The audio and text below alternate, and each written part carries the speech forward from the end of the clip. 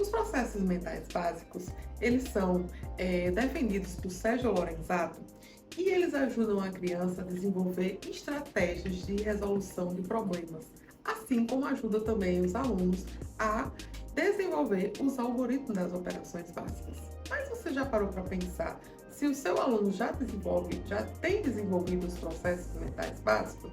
Às vezes, nós que estamos trabalhando nos anos iniciais, como esses processos mentais básicos são destinados para os alunos durante a educação infantil, a gente considera que os alunos já desenvolveram os 7 processos mentais, mas nem sempre isso é verdade. Para a gente saber se o aluno já consegue colocar em prática os 7 processos mentais, a gente tem que propor uma atividade, de preferência uma atividade lúdica, onde você possa observar se o seu aluno realmente sabe ou não sabe ainda desenvolver, se tem já desenvolvido tal processo. Nesse vídeo de hoje, nós vamos dar um exemplo de como você pode verificar se o seu aluno já sabe sequenciar, isso mesmo, verificar se o seu aluno já tem desenvolvido o processo mental denominado sequenciação. Acompanhe o vídeo.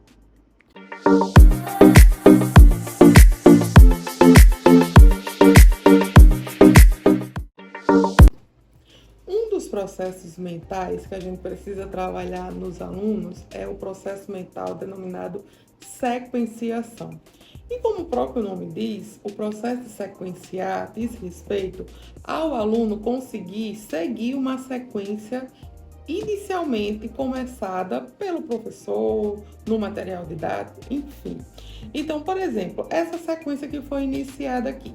Primeira coisa, o aluno precisa identificar qual o padrão que foi utilizado para construir essa sequência. O que é padrão? É a repetição que está acontecendo. Olha aqui, ó, rosa, amarelo, verde, rosa, ou seja, reiniciou, né? Então, ele precisa perceber, para poder continuar, que depois do rosa vem quem? Depois do rosa vem o amarelo. E depois do amarelo, o verde.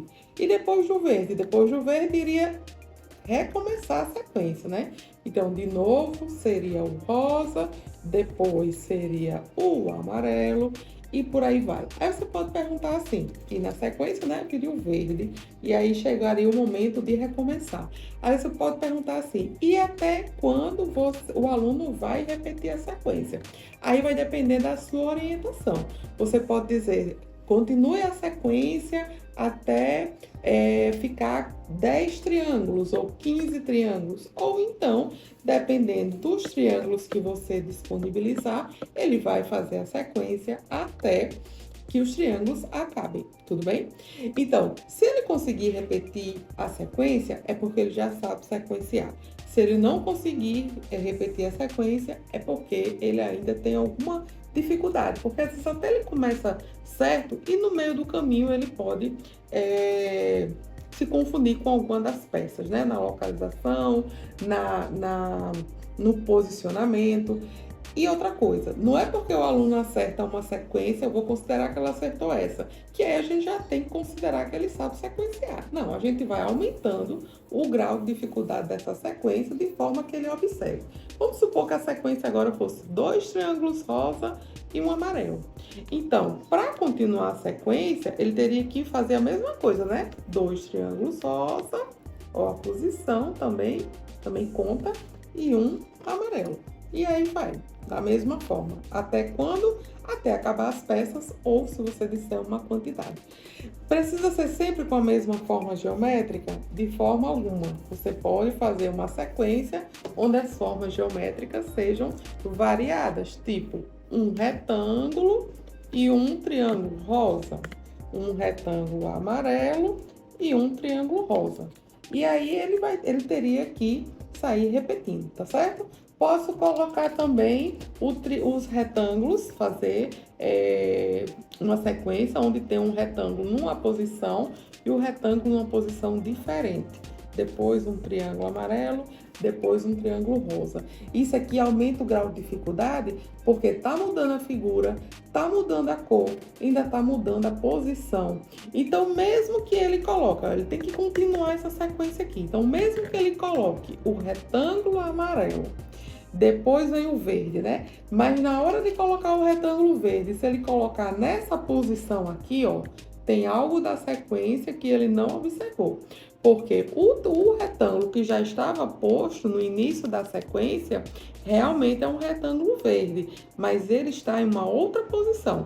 Então, lá na continuação da sequência só vai estar certo, mesmo ele tendo acertado a figura e a cor, só vai estar certo se ele colocar exatamente na mesma posição. Outra coisa que acontece, depois do retângulo verde, aí vem o quê? Vem o triângulo amarelo e o triângulo rosa. Aí, às vezes acontece do aluno colocar o triângulo rosa e depois o amarelo. Acertou as peças, né, a forma, acertou a cor, mas não é o rosa e depois o amarelo, e sim o amarelo e depois o rosa. Então, são detalhes que são importantes quando a gente está trabalhando a questão da sequenciação. Porque se a gente estivesse trabalhando só a questão de reconhecer a forma e a cor, tudo bem. Mas não é só a forma e a cor que está sendo observado nesse caso. Está sendo observado se a criança sabe continuar a sequência que foi posta, para ver se ele já desenvolveu o processo mental denominado sequenciação. Então, todos esses detalhes que a gente falou nesse vídeo precisam ser observados.